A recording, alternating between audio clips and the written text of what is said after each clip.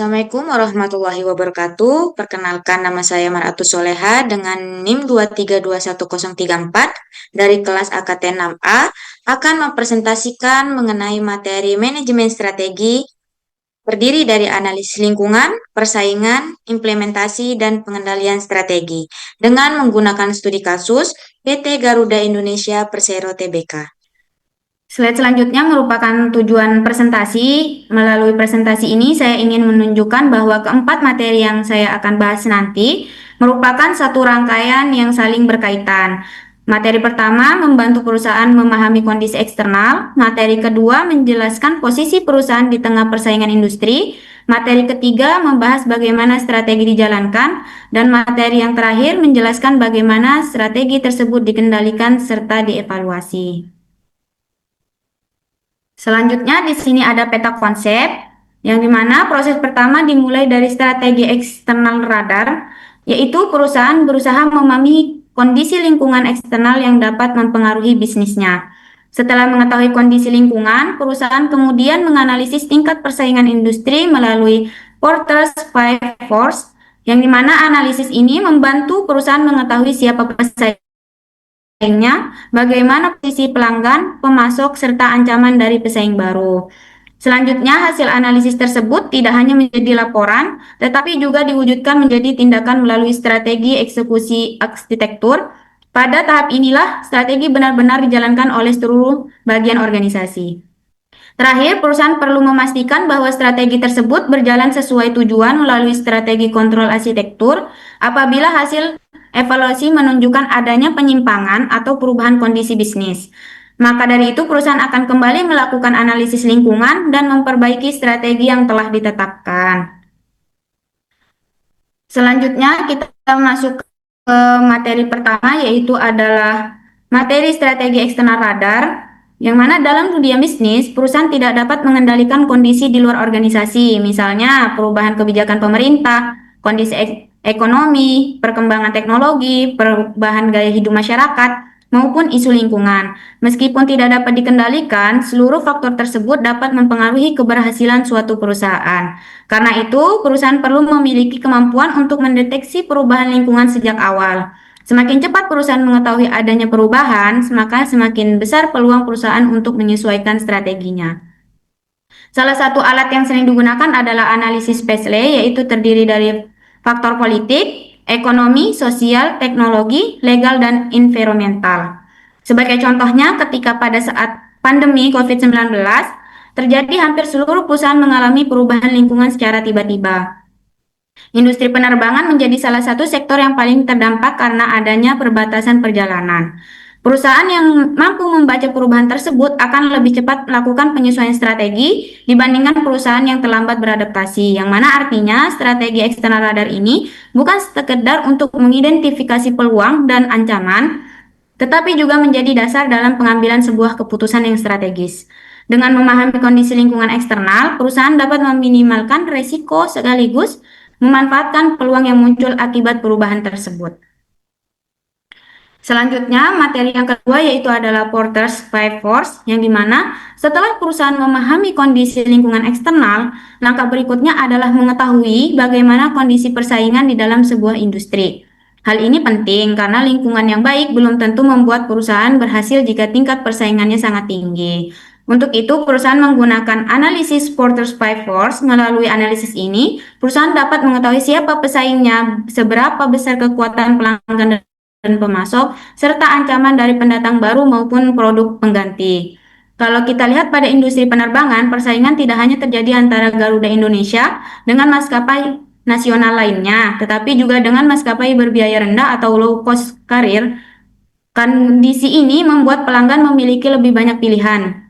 Akibatnya, pelanggan tidak hanya mempertimbangkan kualitas pelayanan, tetapi juga harga tiket, jadwal penerbangan, hingga kemudahan dalam melakukan pemesanan. Artinya, perusahaan tidak cukup hanya memiliki nama besar, tetapi perusahaan juga harus mempunyai ciptaan nilai tambah yang membuat pelanggan tetap memilih layanannya.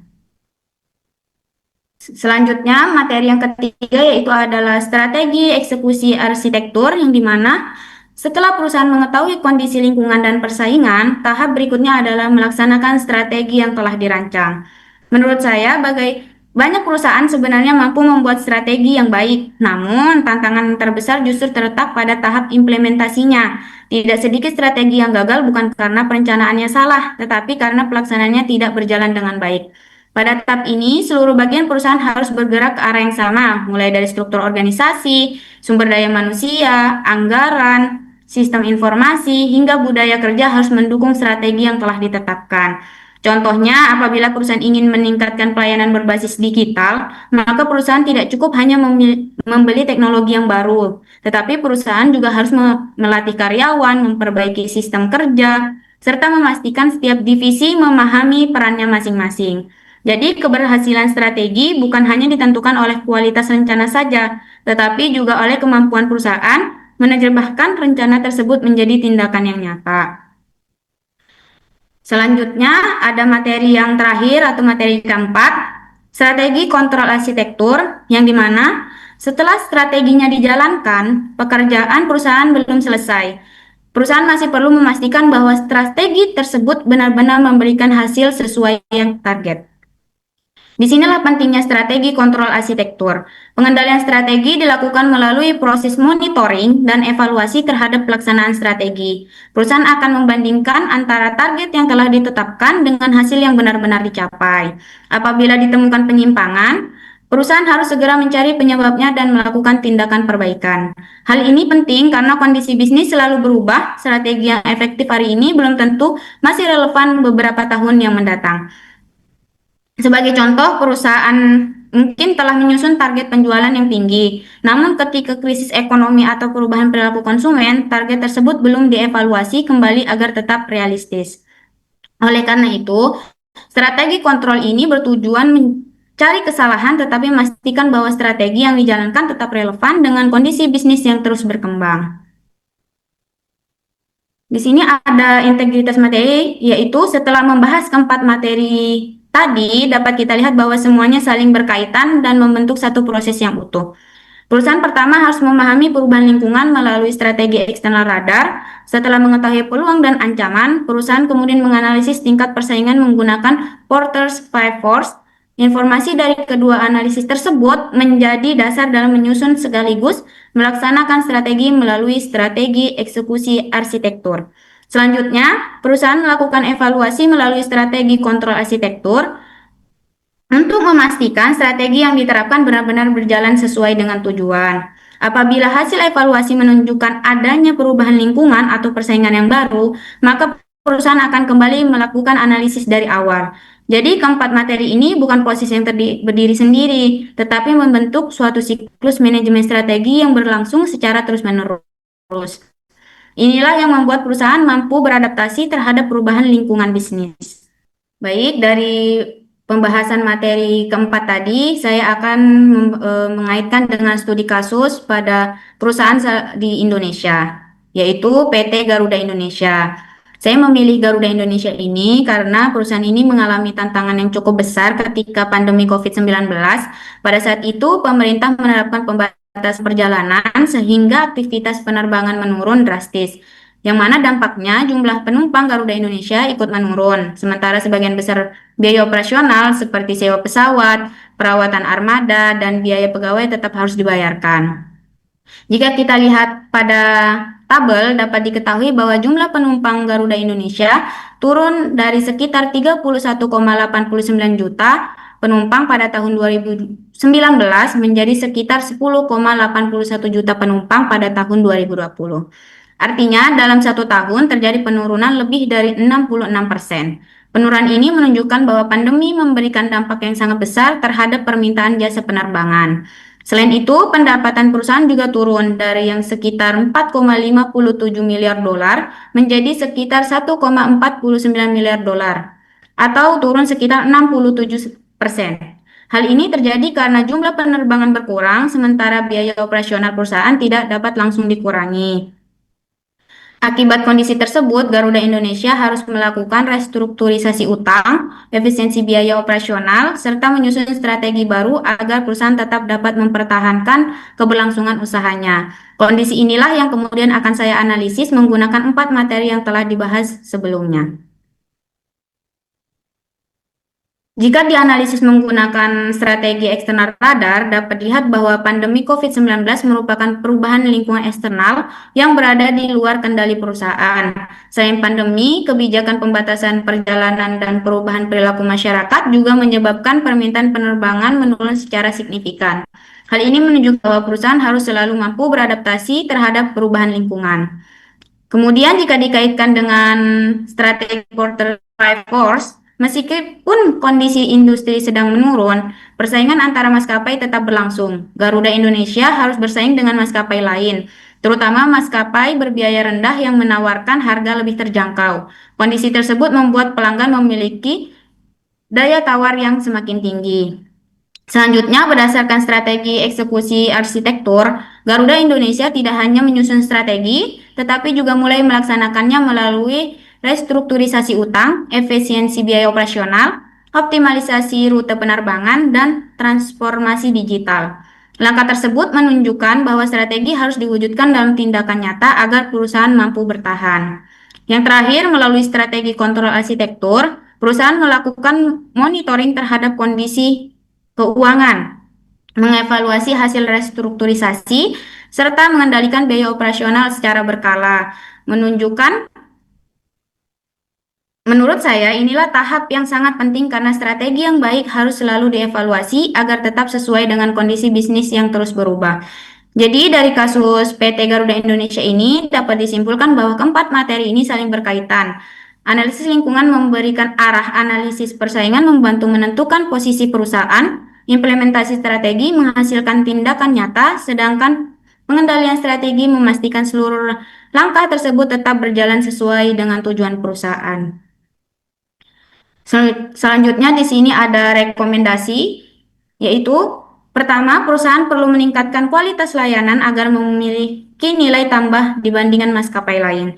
Yang kedua, efisiensi operasional harus terus dilakukan tanpa mengurangi kualitas pelayanan kepada pelanggan. Yang ketiga, perusahaan perlu melakukan analisis lingkungan bisnis secara berkala sehingga setiap perubahan dapat diantisipasi lebih cepat. Yang terakhir, sistem monitoring harus diperkuat melalui indikator kinerja yang jelas, sehingga manajemen dapat segera mengambil keputusan apabila terjadi penyimpangan.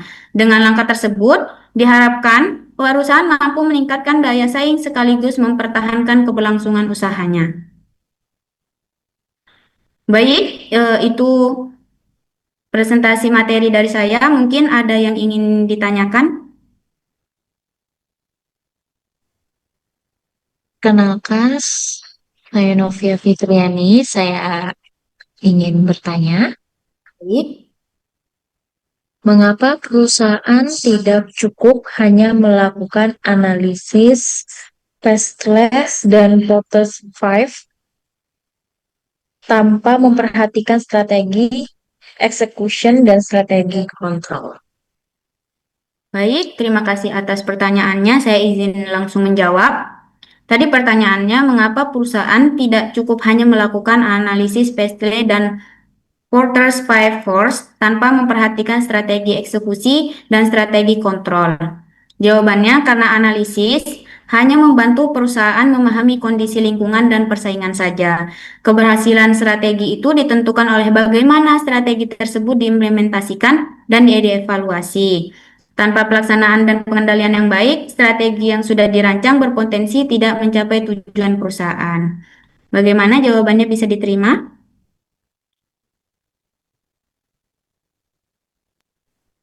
Udah, Kak.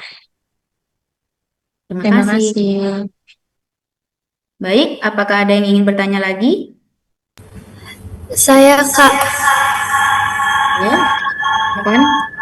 saya atas nama Afridatul Nikmah ingin bertanya, berdasarkan studi kasus PT Garuda Indonesia, materi mana yang menurut Kakak paling berpengaruh terhadap keberhasilan pemulihan perusahaan dan mengapa? Baik, terima kasih atas pertanyaannya. Saya izin langsung menjawab. Tadi pertanyaannya, berdasarkan studi kasus PT Garuda Indonesia, materi mana yang menurut saya paling berpengaruh terhadap keberhasilan pemulihan perusahaan dan mengapa? Jawabannya menurut saya yaitu adalah strategi eksekusi arsitektur. Karena Keberhasilan pemulihan tidak hanya bergantung pada analisis, tetapi pada pelaksanaan strategi seperti restrukturisasi utang, efisiensi operasional, dan transformasi bisnis. Analisis ini memberikan arah, sedangkan implementasi menentukan hasil yang nyata. Apakah jawabannya bisa diterima? Bisa, Kak. Terima kasih.